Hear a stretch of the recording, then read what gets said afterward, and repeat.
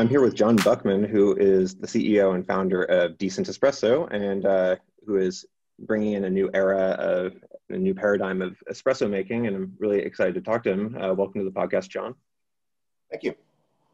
I feature sort of guests from all over different domains, and I usually ask about their coffee habits to start off, but that's a much different sort of question for somebody like you or Jonathan Gagné. But I sort of wanted to take that and see just what your, I guess, like day-to-day, weekly sort of coffee drinking habits are like. And, you know, feel free to speak at whatever high level you want. If people don't understand terminology, they're more than welcome to look it up.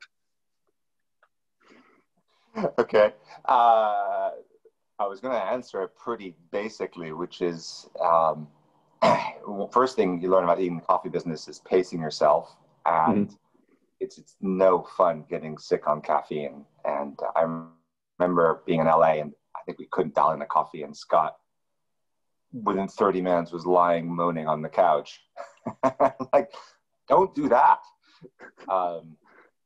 So most of the time I'm just 2 coffees a day, just in the morning and the afternoon, and that's it. Part of it also is I view coffee like, say, playing the violin. It takes a while to just not make it sound bad, which is when you espresso, it mostly tastes bad, and then it's not bad anymore, but it's going to take a long time to play the violin well. And in order to avoid being frustrated, just have a multi-year outlook on it. So as I'm trying to learn something, let's say puck prep, I don't try and figure it out in a week. It's actually every year I get better at it, which is kind of surprising. So that's my biggest sort of self-discipline thing, is that whenever I encounter anything hard, I just try to very slowly move it, especially if it's anything to do with taste, because you get taste saturated very quickly, and you can't tell between a good shot and a bad shot. That being said, when trade shows were a thing, I actually tasted every single shot, just like tiny little sip. But every single shot I would have someone else taste, and it was probably like 200 of them in a day. That's a lot. I'd have a little sip. I mean, if it smelled terrible, I would throw it out and not have them taste it. So we're pretty lucky here because Hong Kong is very outward facing. So this guy named Capo Chu, who opened up a cafe about 10 years ago, and he's twice, I think, number 2 and number 3 World Roasted Champion. And so there's been a really, people from his place have gone and spawned other places, a place called Amber that I like a lot when tourism happens again. I go to a place called Espresso Alchemy most mornings that makes an extremely competent shot, despite the fact that it's on a La Marzocco machine. Just teasing. No, actually, it's super interesting also to see the challenges they face. Like, there's some days where it's really quite acidic, and I tell them, and they go, okay, and then they're like 10 minutes, and then they do fix it. So one of the things I've learned also about coffee, well, myself personally, is that things go wrong a little too easily, and if you don't have an expert around, or you haven't built that expertise, it's quite hard to bring bad coffee back to good. And so I know that you personally, on your own machines, you do a variety of shots, like mostly the Allongé, the blooming espresso, and these sort of standard shots. And I'm curious, what sort of percentage is, like, how would you divvy that up in terms of your drinking? So morning for me is always a milky drink. And I'm one of those people that thinks coffee should have a chocolate anchor somewhere. And there are plenty of people who don't, but that's my own personal preference. So I tend to go medium light. I call it chocolate plus. So chocolate with some red wine or some fruits or some flowery notes or whatever. But, and when I need to drink a light roast, and it's largely, I do that because I need to understand what other people like. I make a tool for making coffee. Then I really try to, many years, I try to focus on reducing acidity. Because I, years ago, went to Portland before I had this and did a coffee tour, and everything tasted like clarified lemon juice. And clarified lemon juice asparagus were the dominant flavors I got. And it was only later that I realized that was actually not what they intended. Yeah. So for a long time, Scott, well, actually, anyone who's an expert who would meet me would look down on my coffee tastes, and they definitely trended toward darker, like medium dark originally. And they've gotten lighter as I've been able to dial those shots in and make them taste really balanced. So my go-to shot is something called Londinium Shot. That's what I do in the morning. And what that shot looks like is a normal espresso, puts water in and you wait some time and then the pressure rises. The innovation that Rayo had with the blooming was to do a pre-infusion that put the known amount of water in and then pushed for a certain amount of time. And then that water, there's not too much water afterwards. And what that did is it caused a very even pre-infusion because it's a combination of capillary action and pressure to try and diffuse the water into the puck. So the Londinium Shot is one done by one of the customers, Damien Brakel. And I don't think he's got the theoretical foundation or theoretical leaning I have. He made this, I think, initially because he was copying the Londinium or what he thought he was doing. But then he twiddled with it until it tasted great. So his shot is essentially, it's kind of interesting. He dumps the known amount of water and then he holds 3 bars for about 15 seconds and then rises and does a proper espresso. So it's got some conditions in there if things last too long or go too fast.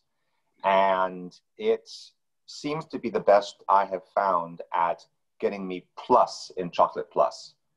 It turns out with the medium or medium light being pretty easy to get chocolate. It's getting those other flavors without bringing unpleasant stuff. Then the allongé I really like because give me something that's ultra light, like maybe not even caramelization flavors at all. And a traditional espresso is just super unpleasant. I mean, you just try to make it not unpleasant with those beans. And the allongé allowed me to make these super fruity, very low acidity, but also very low body things, which I don't mind because espresso concentration is just too high. Like I felt bad for many years because I dilute my espressos when I'm tasting, I'm trying to dial something in. I always add water in. Otherwise, I can't taste it. It just blows my tongue out. I was quite surprised to find that Rayo does the same thing. The other thing I do is I let it cool because I think if your espresso tastes bad when it's cool, it's because your espresso tastes bad. Yeah, I tend to agree. And yeah, I do the same thing with the water. And I've definitely had people sort of scoff at me for that, which is interesting because, I mean, it's, opening the flavors so much. And like in like Scotch tasting, people tend to add a little bit of spring water. And so I thought that it would be so frowned upon in coffee. But, so I watched your presentation, Coffee Without Java. And for those who haven't seen it, this is like a sort of technical presentation for more like IT and programming types. And I thought this was really interesting. And one of the things that you said was basically there was no feedback and no control. And this made me think of like cybernetic theory and that type of thing. And so I was curious what your sort of intellectual influences are outside of coffee, like what your media consumption is for intellectual stuff. Well, first thing I should say is I was going to be a philosophy teacher. So I tend to over-intellectualize coffee. And I went and got a master's degree in German philosophy. And so that's one side.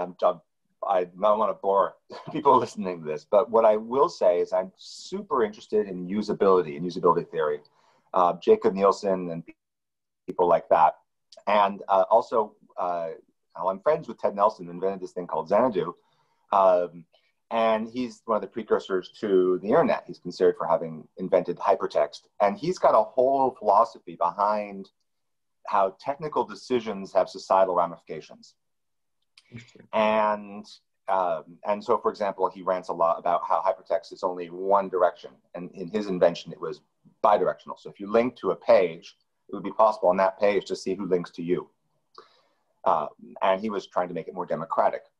So how does that apply to a tool like Decent Espresso that's software driven? Well, when I designed this espresso machine interface, the tablet software, I knew that I was creating a new tool for thinking about espresso. And what I mean by that is that everybody who's walked up to an espresso machine until the Decent Espresso machine has had a few pieces of data. They can see the coffee, and they've had a boiler temperature, and they've had a false reading of pressure that always says 9 bar unless they have a lever. And that's pretty much it. They have a timer, right? And so when I was, for example, I heard about Slayer shots, and I would ask people who make them, how do you dial it in? How do you think about it? And I would find that they don't think about it. It's very, very intuitive what they were doing. Now, they might try some things, but there was no scientific method to it. So how I think about technology applies to Decent is I wanted the Decent to be a scientific measurement tool, a scientific tool by which people would actually start to think about espresso differently and make new discoveries. And so when I first made the espresso machine, and I was the only one with one, I shouldn't say I made it. When we had the espresso machine, there's a whole bunch of us. But when I first had the espresso machine and I'm making a lot of coffee with it, I came out with more innovations than probably anyone else in terms of here's what I've learned, here's this compression thing, this, and it's like, wow, John is a world-leading, amazing coffee guy. No, it's just the guy who has this tool no one else has. And I was a bit frustrated that people thought that what was special about Decent was that John might be a genius, and that's seriously not the case. It's just that John had a tool before everyone else. And what's changed in the last, especially year, and I'm really pleased about it, is two things. One is the machine is now far and wide in lots of people's hands. And second, we've changed the vocabulary, at least among people who have the machine. And so things like controlling flow rate into the coffee puck and measuring it into the coffee cup itself, measuring temperature and flow rates and looking up, how flow rates speed up or slow down. Those are all just normal things to talk about now. And what's happened then is other people have made much more significant discoveries in espresso than I have. Londinium Shot, for example, being an example. Like, I have a pretty strong intellectual foundation as to why that shot is fantastic, and it's probably the best expression of the lever shot that you can do. But it was Rhea who had the allongé shot 20 years ago, and Blooming was his as well. Most recently, Gagné with his Conditional Espresso that changes the flow rate based on the grind. We have some people who, right now, the cutting edge in Decent is trying to understand puck resistance and what that means. And so we have several different functions for that. And I don't think we're there yet. I also feel that temperature, and especially the temperature during the extraction, is poorly understood.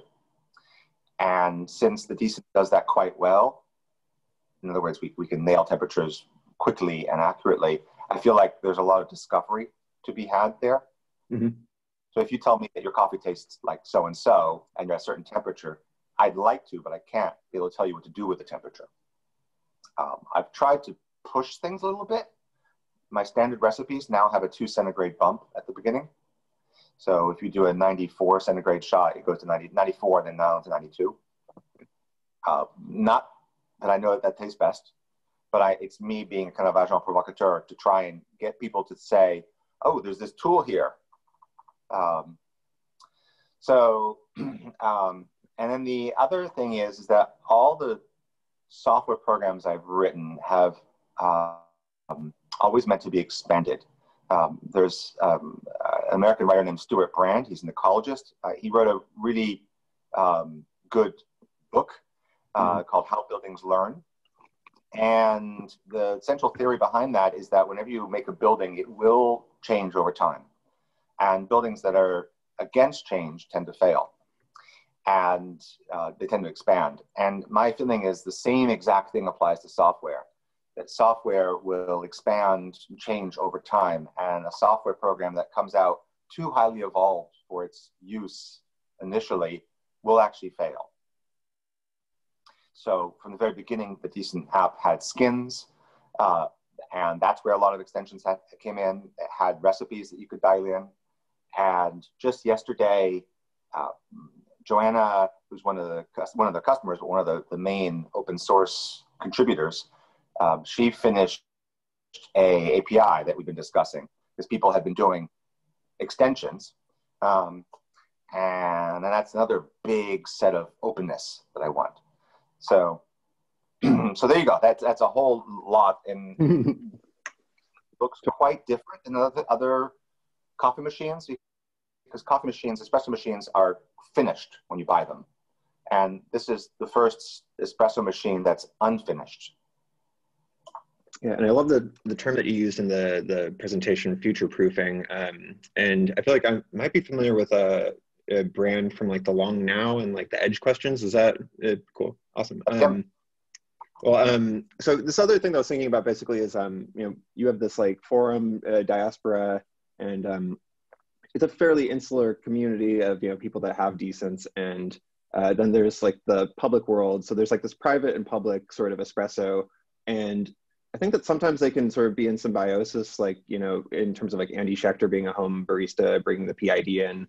And I feel like maybe the public has less to offer the private, but I'm wondering what you would like to see, like how you would like to see those two synergize, and like what the more public facing espresso people could do to help you.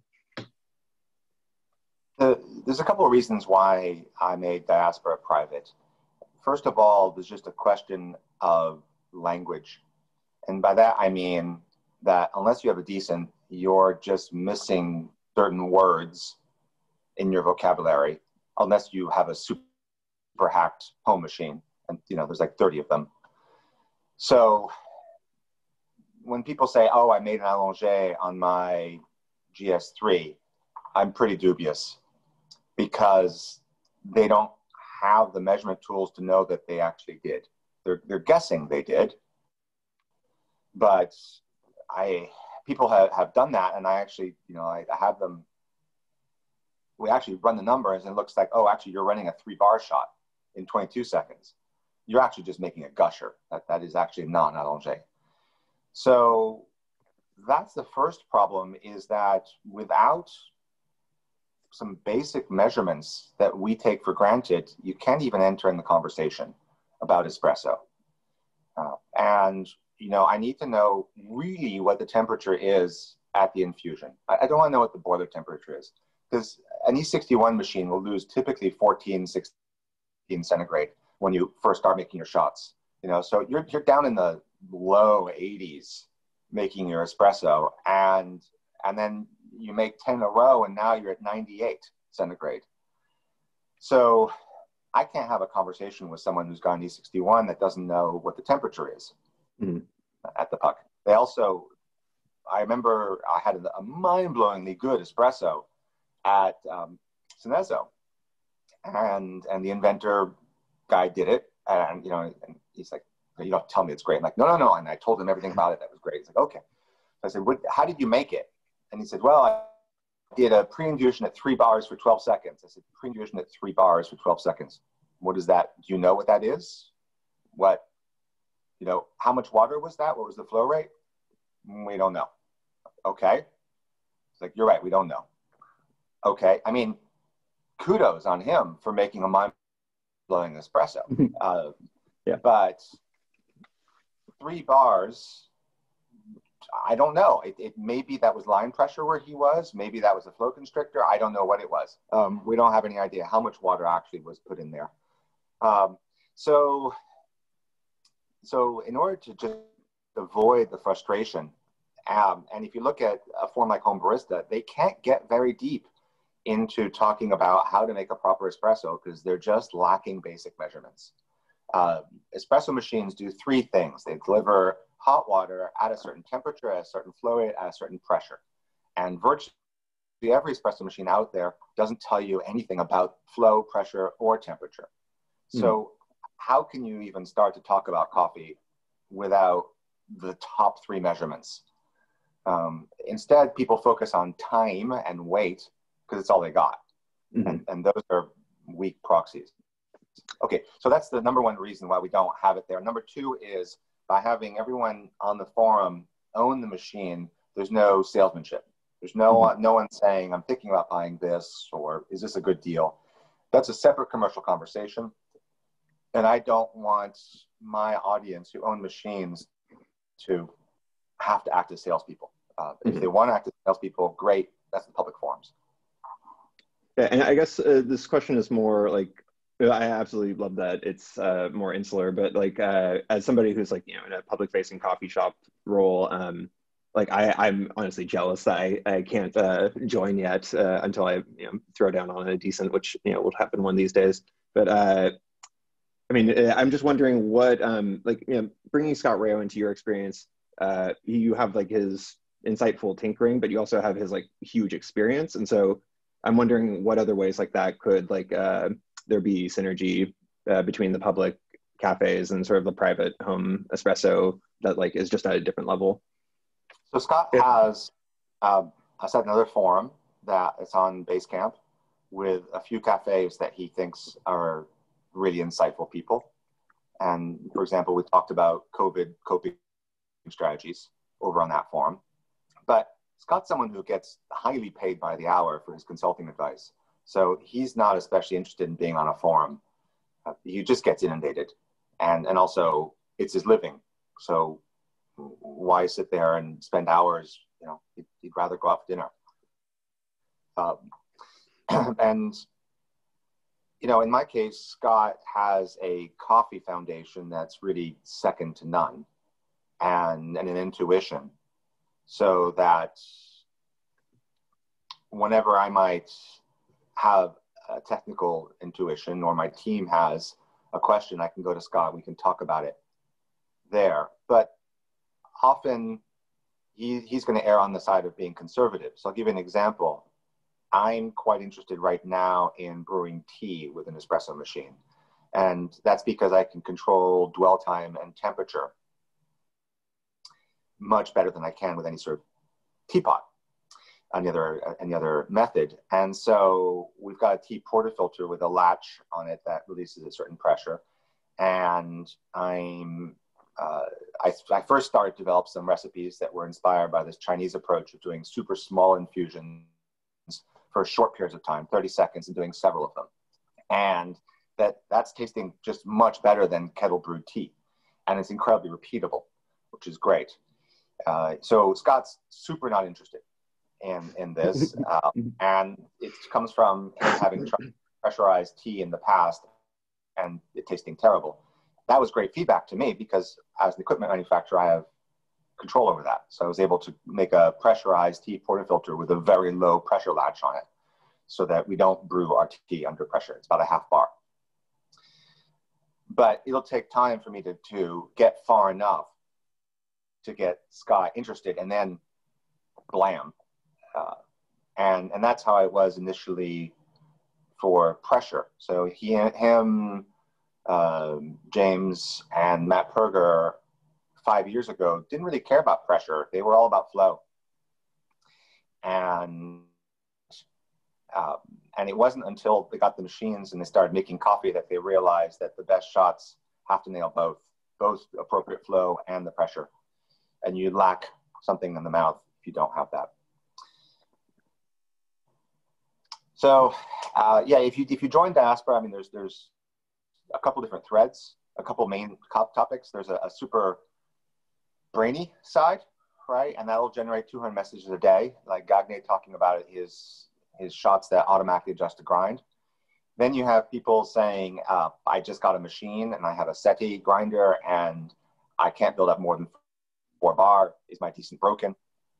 And people say, no, you have to grind finer. And he says, I'm on my finest grind. Oh, you have to modify your SETI, blah, blah, blah. And then all sorts of other conversations about, for example, bean of the month is a very common thing. A lot of people buy the same bean and they'll all try and dial it in together. Oh, cool.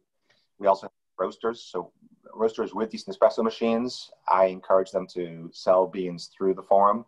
And then everyone dials it in and the roasters learn a ton about their beans and their roasting process. Some people like Levercraft have done it over and over. And I think the roast skills develop with that. Cool.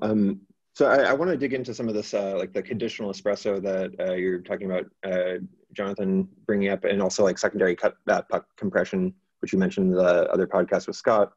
But for like these public baristas, or like, you know, just like coffee shop baristas, what would you like what measurements would you like them to be aware of, like flow, and how would you like say that they should speak about this, or like what other sort of variables do you think would be enlightening to like have them be aware of?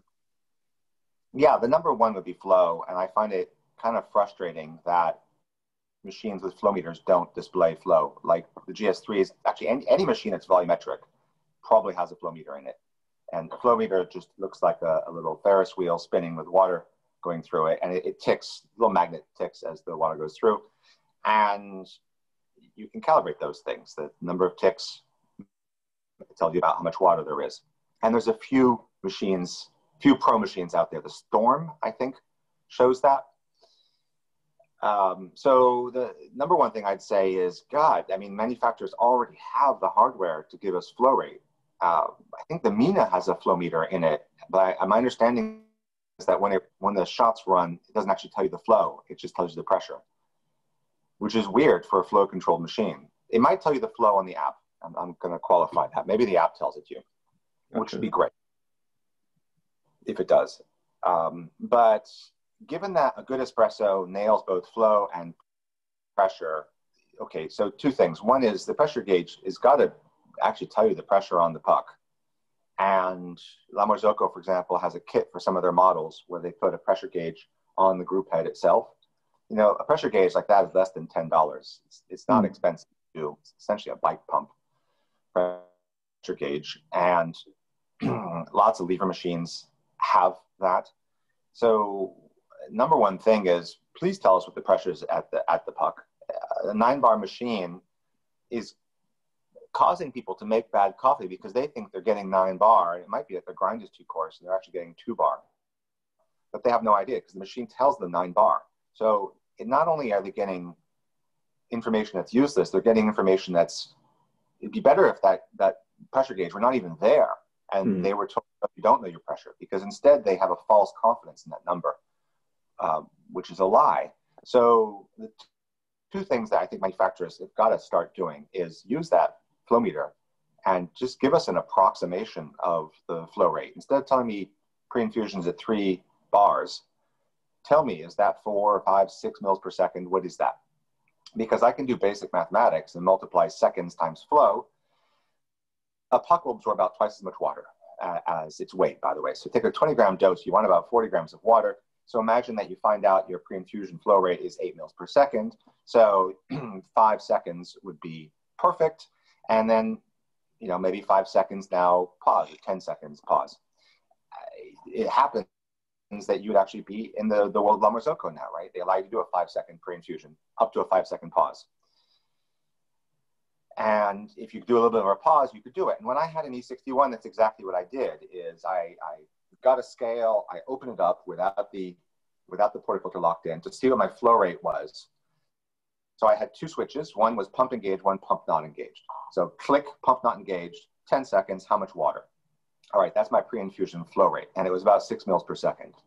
So based on that, I knew, okay, I need about 7 seconds of pre-infusion for my 20-gram dose. So I do my coffee, get my timer out, click, count 7 seconds, turn it off. Now count out 10 seconds for that water to float. I could just look at the bottom of the puck to see when the water actually got to the bottom, then crank my coffee back on full. And my shots were just much better with that. And that was a proper E61 that really had no improvement since 1961. But at least I was able to get flow rate and could do a proper pre-infusion because I had now control over timings and stopping things and pump on or off. I did not know pressure though. And that wasn't until later.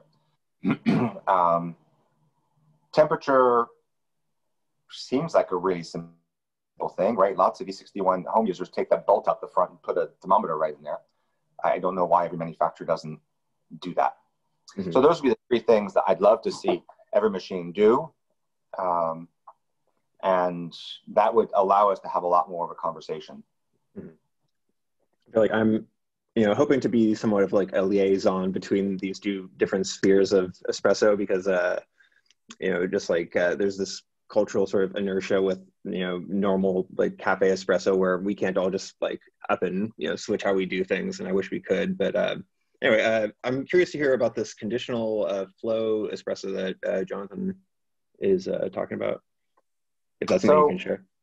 Yeah, no problem.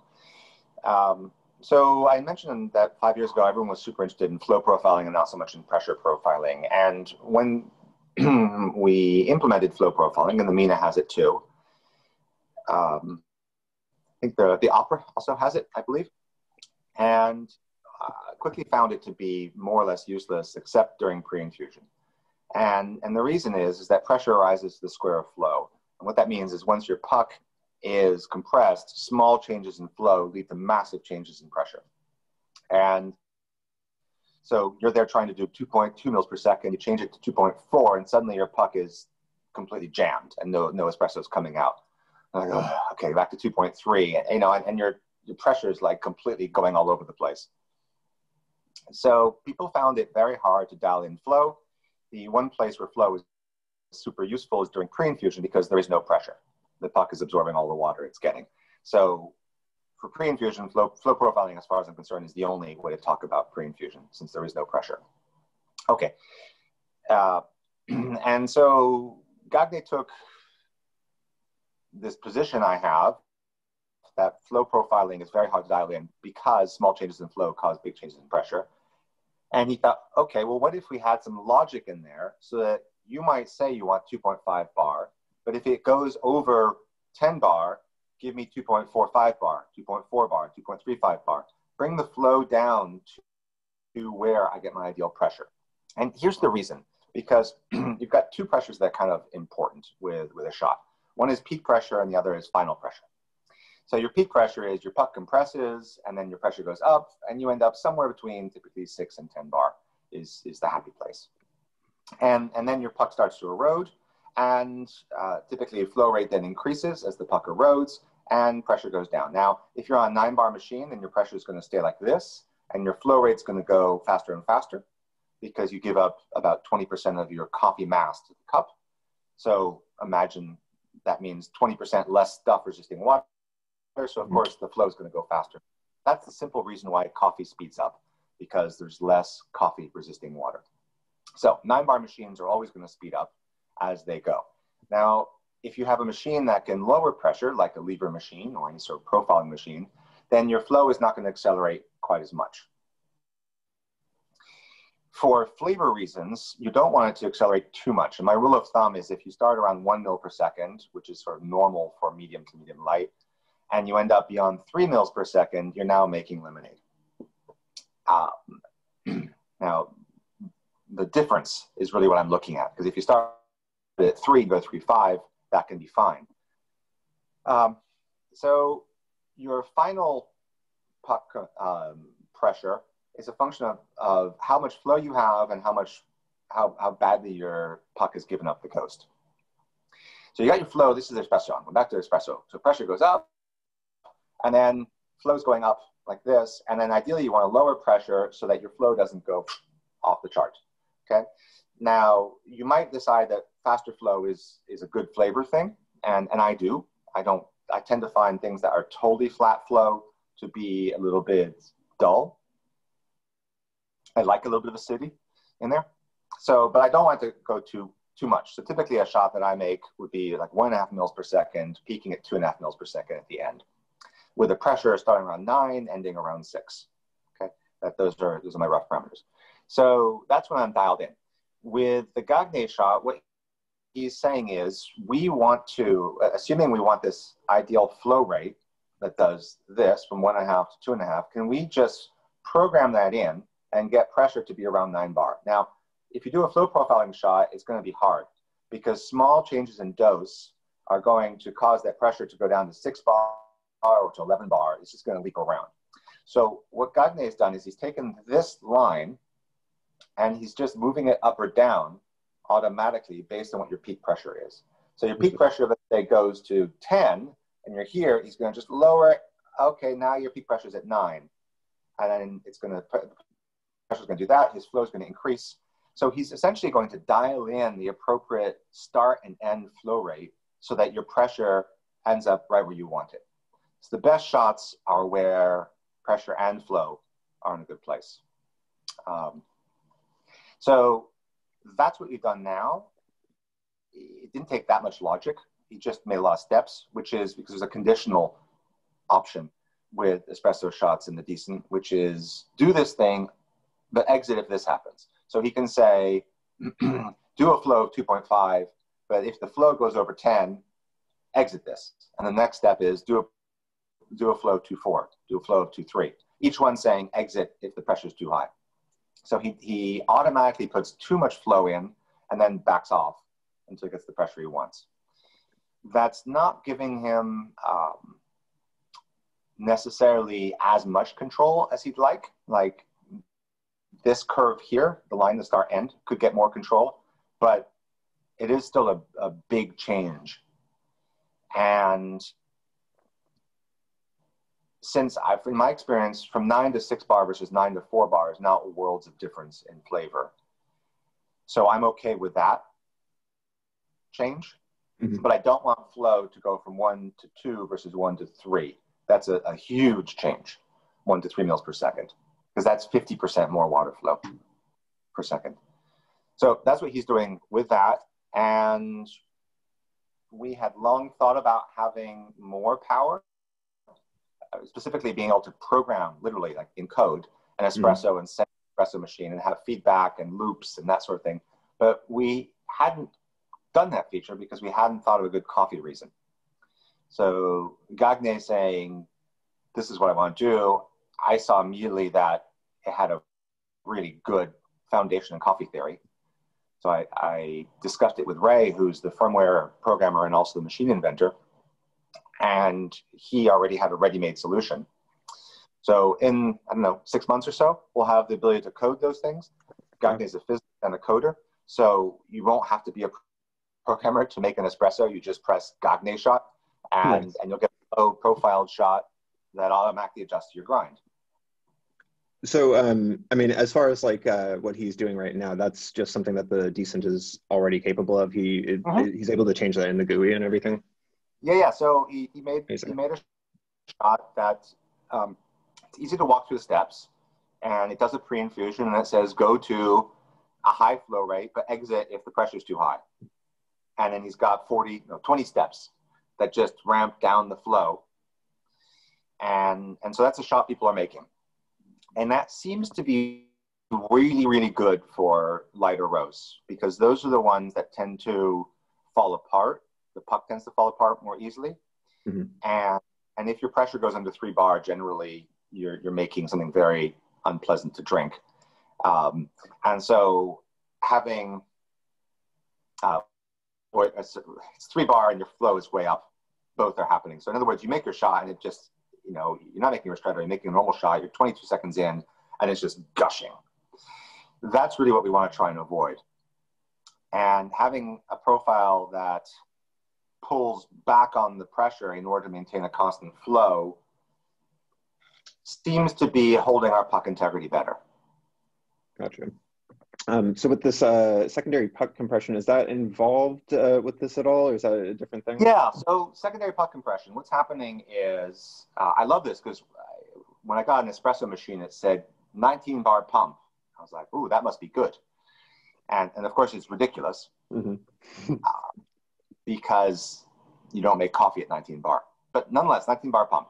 So people have this idea that more pressure is better. But so our machine goes to 13 bar.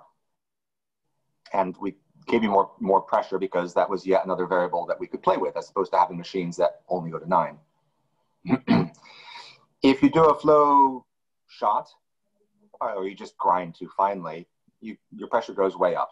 And your intuition would say, if you've got, let's say this is your puck and you've got water pushing against it, the harder you push, the more likely it is to pass through. right? That just seems to make sense. And certainly as you rise up, you know, from 2, 3, 4, 5, 6, 7, 8, 9 bar, water goes faster and faster out the other end. But when you're actually able to plot flow rate, you see the strange thing happening, which is right around 10 bar, the more water you put in, the less comes out. So the more pressure increases and less comes out until around 10.5 bar, where you almost completely jam the whole thing. So we've got some theories. We don't have any actual observation as to what's going on, but we think the cellulose is essentially bending, the cellulose in the beans at that pressure. And so you've got arbitrary shaped bits of coffee grounds in your puck that are all fitting together. And then around 10.5 bar, they actually start to bend and really closely pack. And the reason we think that that's happening is that if you drop from 10.5 back to 9 bar, your flow rate picks up again, and then you go back to 10.5 bar and it compresses again. So you can do this several times. So it really seems like this compress release thing is happening, as opposed to a permanent change to the beans.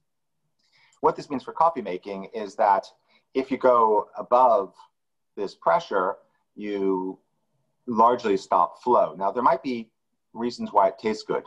And I know at least one third wave cafe who's making a drink, that's right, in Korea, with a super expensive single origin. They're doing 13 bar shots. I don't know. But I've also had 4 bar shots with ultralights that tasted great. So I think all rules are off.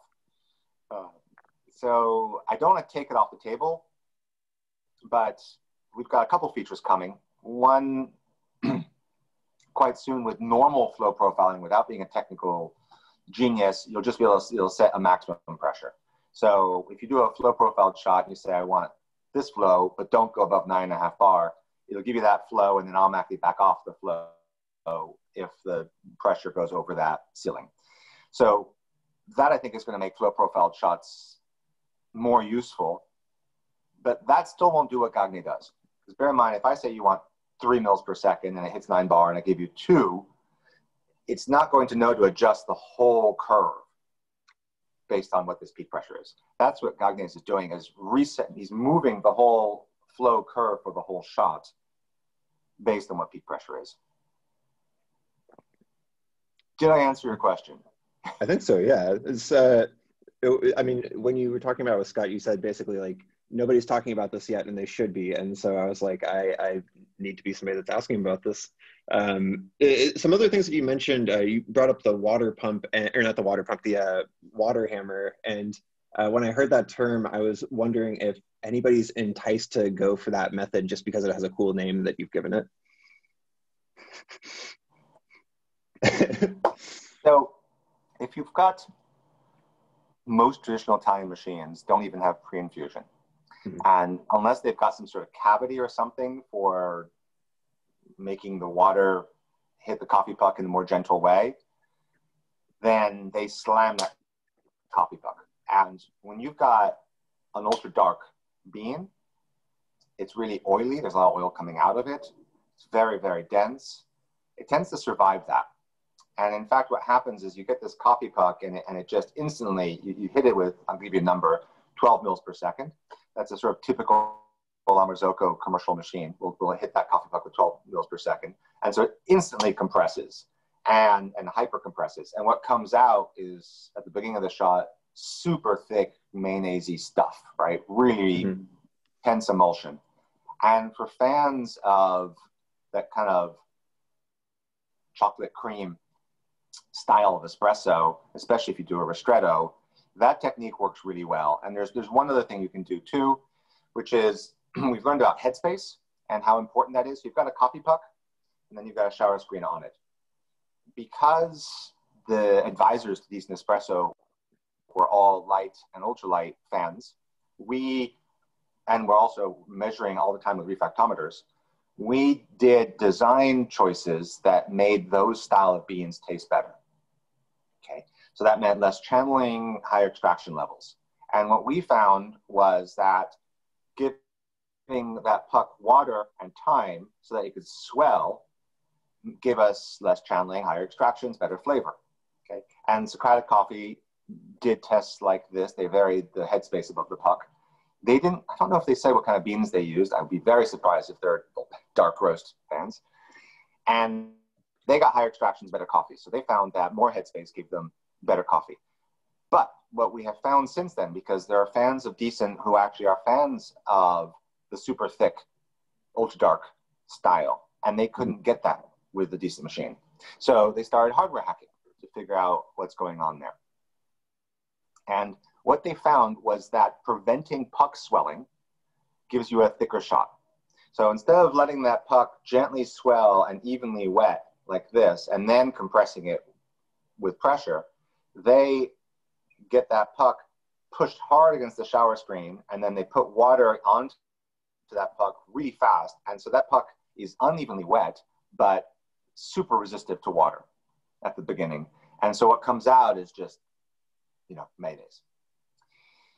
And it appears that the faster you hit your puck with water, not only the thicker your shot is, but the longer it'll last, and the coarser you have to grind. Okay, so something else we found with our machine was that because we were pre-infusing gently and evenly, everyone had to grind finer, because otherwise it would just gush. Mm-hmm. So if you pre-infuse evenly, when your pressure rises, the water will come through very quickly and easily. And also you let that puck expand. So an aspect of Decent Espresso shots is the pucks tend to be quite sludgy, quite wet. And that's largely because the grind is very fine. And the finer the grind, the greater the water holding capacity of that material. Okay.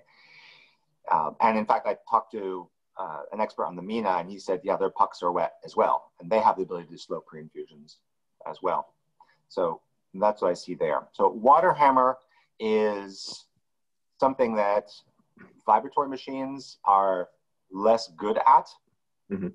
because they can't slam the puck with water. And actually, I would say the best at slamming the puck with water would be lever machines, even better than a 9-bar machine, because you can lift it and then go whack, mm-hmm. and just slam the water onto that puck and get a super thick shot. So once again, lever machines, by virtue of it all being in the bicep, are giving you the most control. Interesting. Okay. So we're getting up here on an hour, and I don't want to take up too much of your morning, but I just have a few more quick questions to go through. In terms of like the technical stuff, like the physics and the coding and the programming and all that, and data collection, what sort of like curriculum would you envision like a barista looking at to be, you know, most versed in this, if any? Everything I've seen out of Barista Hustle, I thought was really good. So that's the first thing I'd say, is that Barista Hustle's online courses are just great. And I don't think I've ever read anything from Matt Perger where I rolled my eyes. So, whereas a lot of people, probably myself included, have pushed what we know. We didn't know enough to say what we're saying. Mm-hmm. So, especially in the era of COVID, you want to be doing things online. So that's probably where I'd say, boy, for baristas, I don't know how you're going to manage to progress without a Decent. Mm-hmm. I don't mean this to turn into a sales pitch. That's not at all the thing. It's just that it's like driving a car with earplugs in and no speedometer. You just don't have any feedback. You don't. Mm-hmm. And some super talented baristas have made amazing espressos. Can they do it consistently? That's real hard. And most mm-hmm. people don't even at that level. Especially if you've got a Decent and you're roasting, that interaction's super interesting, because you can do roasts that have some undesirable characteristics and then work on recipes that hide those, or really express things that you hadn't really expected. Like, roasting is all about increasing solubility and creating typically new flavors through caramelization. Mm-hmm. And if you don't have to worry so much about solubility because you can work on the recipe to extract things. So this is one of the things that's really challenging about coffee is the coffee bean does two things. It's a physical medium for impeding water, and it also releases flavor, right? And something like tea doesn't have that. Tea just releases flavor. And so we have to strike this balance, and it's super hard. So when you're roasting, what you do to the bean is going to release flavors, but it's also going to affect that pressure resistance curve and how it channels and all those things. And if you've got a machine like the Decent, where you can have pauses and variable flow rates, and you can adjust your pressure curves based on how the coffee is physically behaving, then you can focus on the flavor development of the bean. And that, I think, is really rewarding, because making a puck not fall apart is a very frustrating thing. Yeah. You also mentioned moving to Seattle because this is one of the two places that coffee engineers find themselves. And as more of a barista myself, I'm familiar with the barista scene in Seattle, but I was wondering if you could sort of paint a picture of what the coffee engineering scene is like. So machines are either made in Italy or in Seattle, and Seattle had Slayer, Cinezzo, and La Marzocco headquarters, all really close to each other, like a 10-minute drive from each other. And, really just top people. The other thing about Seattle is it's technical home to Amazon and Microsoft. So you've got some cross-fertilization. And I've always thought if there's going to be a competitor to Decent emerge, most likely to come from Seattle. It might be that our market size is just not big enough to get investors super excited, right? Don't forget, Decent is a mom and pop operation. It's my girlfriend, myself, her mother are the investors. That's not exactly major Silicon Valley venture capital. Right. And that's because I'm not sure the market is there for a Airbnb of espresso machines IPO. So I don't see that much cross-fertilization other than the fact that Seattle is a good engineering town and the quality of life is quite good. People are outdoorsy. Obviously, there's a lot of coffee consumption. But, Cinezzo and Slayer are products of singular individuals. And Slayer especially didn't want to listen to other people. And that's why they came up with stuff that was so out there, so unique. And Cinezzo found a really nice niche and exploited the hell out of it. La Marzocco being in Seattle is more of a product of Starbucks than anything else. It's because La Marzocco's sales in the US, because of Starbucks, allowed La Marzocco USA to take over the La Marzocco worldwide. So I don't know that it has much to do with engineering. Gotcha. You mentioned, how it's a mom and pop operation, and it makes me think of just skin in the game and sort of this safe to fail versus fail safe. And it seems like you wanted to make sure that this was going to be, successful. And so I'm curious, just how do you think about that? How do you ensure that something will be successful? It's not pretty, but you basically nail yourself to that cross. And what I mean by that is you just do whatever it takes. And 2 years ago, we had a product that was pretty good, but not selling. And we were selling a little less than 30 machines a month, so one a day. We weren't going to go bust, but we weren't going to pay back the money we put into it either. And we'd worked 7-day weeks for 4 years, and we were just burn out. And I knew, our friends were like, so anyone interested in buying you? And having had conversations with Italian companies, I knew that was not going to happen, nor did I want it to happen. But when you're really burnt out, sure, you just look, just let me out, just sell the company, just screw it. I can't deal with it anymore. So 2 years ago, Bugs and I left Hong Kong and went to live in London and then in the country for a good amount of time. And then COVID happened.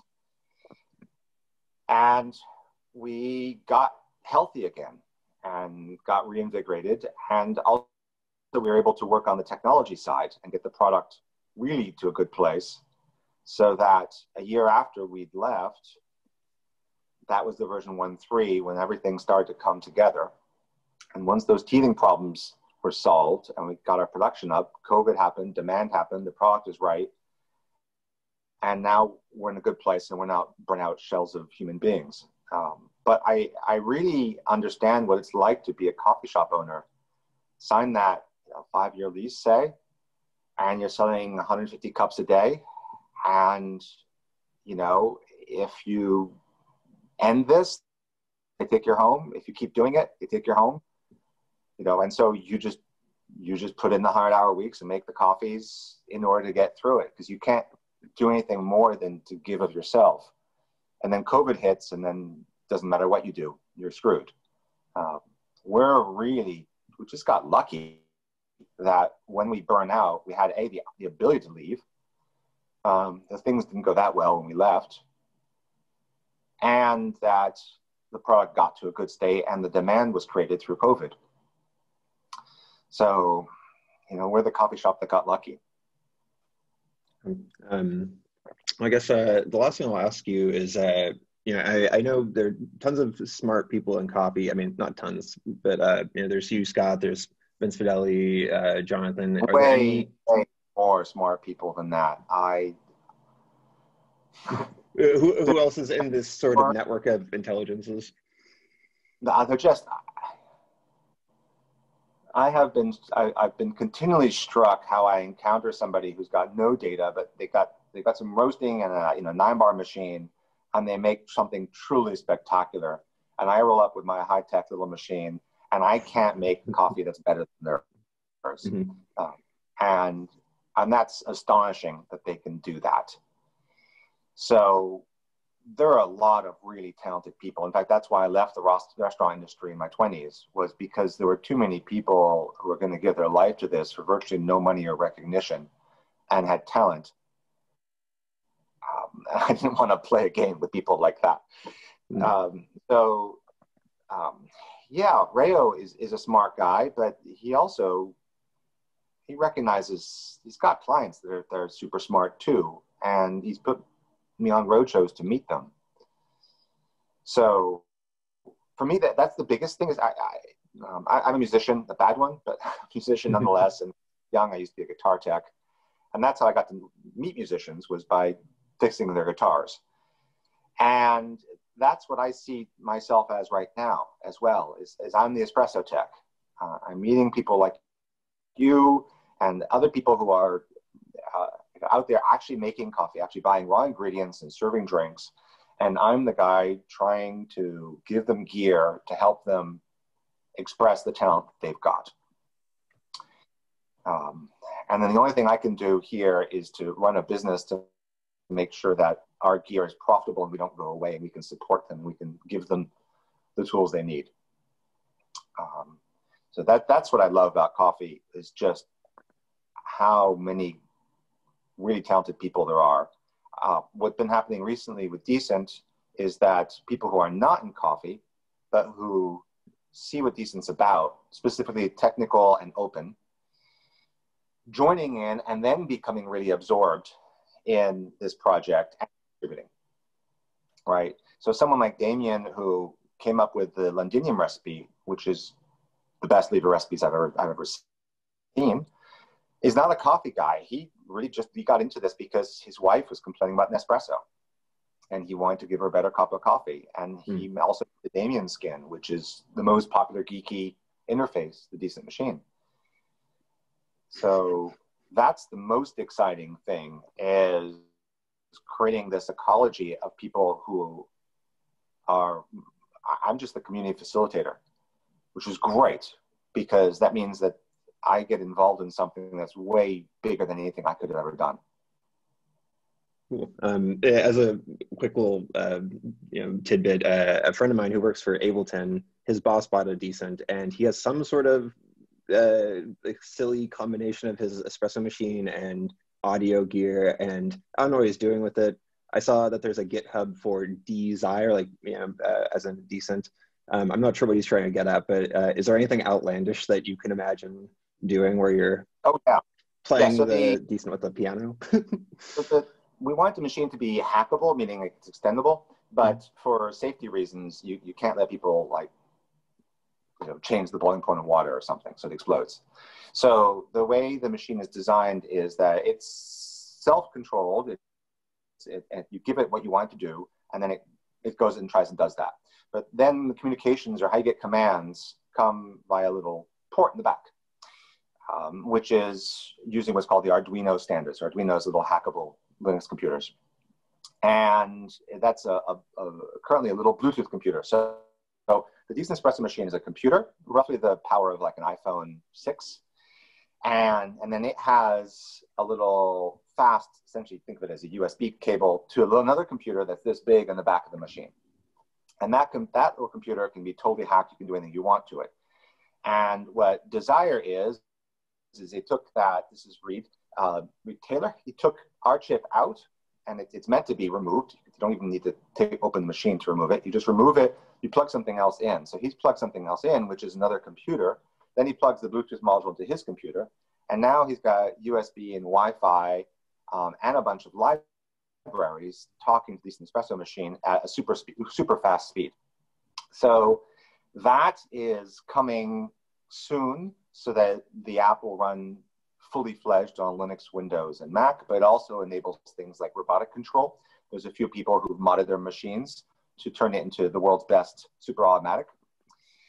And that's quite interesting because we've also published all the hardware designs. So you can download our hardware designs, tinker with it so that it works better with a robot, 3D print something, take 4 bolts out, put it back in, and now you've got a version of the D1 that works well with a robot arm. So I know at least 3 people working on that, 3 separate projects. I know someone who's working on a crazy blingy lighting thing. So what she's done is taken the thing out of the back too, plugged her own intermediate computer in, plugged the Bluetooth in, and then she puts lights all over the inside. And essentially the LEDs are telling you the status of the machine. So it's flow rate, pressure, temperature in real time, as well as pumps going and everything. So it's super cool to look at, but it's also information. We've got other people who are elevating their machines so that they can put full batch brewers underneath them. And we're going to try and make that more formalized, like have a replacement leg set that works well. So the software and the hardware is hackable, and people run and do crazy stuff and they don't have to ask permission. And sometimes if it's a small market, they just start selling stuff and offering it. Like people have done cup rails, for example, lighting kits, cup warmers, all that stuff is for sale in the third-party market. And other times, like the Wi-Fi and USB, we thought that was big enough that we worked with the guy who originally did it. Then we're going to commercialize it. So that will just be something that comes from us, that there's Wi-Fi and USB support from the Decent. So those are some of the things coming. Last question I'll squeeze in that's kind of silly again. Like AlphaFold is like a recent development with like AI protein folding and stuff. Do you envision that there could ever be some sort of extra potency to Decent with machine learning, or some sort of powerful AI? Yeah, so we already have machine learning. It's at times we've turned it on, and it's currently off because the thing about machine learning is it tends to make things that don't work very well work better, right? It fixes your mistakes. And so we had machine learning in there to try and get temperature to be more accurate. So when you put hot water into a puck, the puck is room temperature. So you put, let's say, 95 Celsius water into a 20 Celsius puck, you're down around 60 Celsius immediately.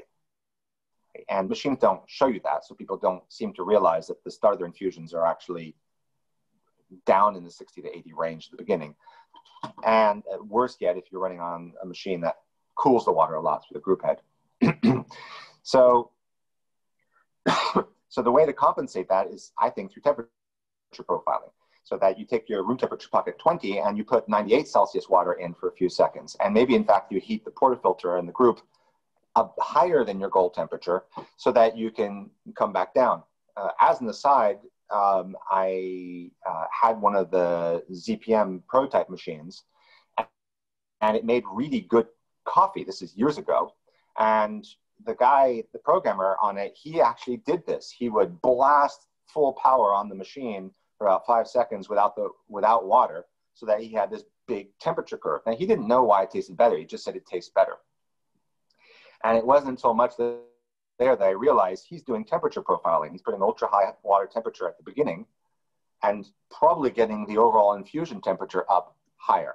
So we took off the machine learning feature, because what we were doing with machine learning previously is that you'd pull a shot and we would see that it started at, let's say, 85 Celsius. And so we'd automatically adjust the input water temperature to bring it up to 87, 88. Each time you made the same shot, it would look at the previous shot and adjust the temperature curve for you to try and achieve your goal. Because the goal in the Decent is not the water we put in the puck. The goal for the Decent is the temperature of the infusion. You tell us you want an 88 Celsius infusion, we will try to get you there. Physics preventing us. So at the moment, we took off the AI stuff because we found that our temperature stability was not as good as it could be. And the AI was essentially fixing the temperature stability. So now our temperature stability is quite a bit better. And what I did is I put a feature in to use temperature profiling, so that maybe you want your temperature to do this. That's what most machines do, is actually that. But if you don't, if you'd rather do that, that's what the default profile does. So now it's an explicit thing. I am nervous about adding machine learning until we know that the machine is making decisions for you that you want. Because maybe you actually want to go cool to hot or hot to cool. And if the machine learning prevents that, that's a bad thing. Mm-hmm. So we could.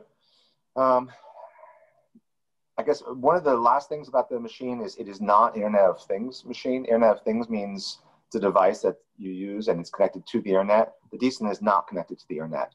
The Decent is a coffee machine that has an app that is talking one-to-one and is not necessarily on Wi-Fi at all. And that's for privacy reasons and also reliability reasons, right? Things that connect to the internet tend to be unreliable. And also, I don't necessarily know what privacy invasion will happen if I start uploading all my coffees to the internet. Will you, for example, know when I wake up and when I'm not at home? Mm-hmm. Interesting. And I'm quite nervous about that. So we're not in that super cool trend. But that has meant that we do not have big data either. So people are not naturally uploading every shot to the cloud. That is, in fact, one of the extensions that someone has written that probably next week will start being available. So if you want to choose to share every espresso you make with a bunch of other people so that big data analysis can happen of it, cool. But I want you to make that choice. I don't want to share your data for you or have you opt out of it. Very cool. Well, I appreciate that you have all the thought going into that. Well, I think we can end this here. This is a really interesting conversation for me, and for anybody else who's watching, you should really check out John's Zoom calls that are on YouTube about blooming espresso and mélanges and how to dial in and stuff. Super interesting. Is there another place you'd want to direct anybody to? DecentEspresso.com, is that the website? Yeah, so obviously you Google our name and that's fine. And if you don't have a machine, probably most people watching, there's a link that says join the conversation. And I'm on forums all over the planet in a couple different languages, thanks to translation software. And happy to chat anywhere where you're interested in chatting. Awesome. Cool. Well, thanks so much for joining me, John. This has been cool. I'll talk to you in the future. Thanks. Adios.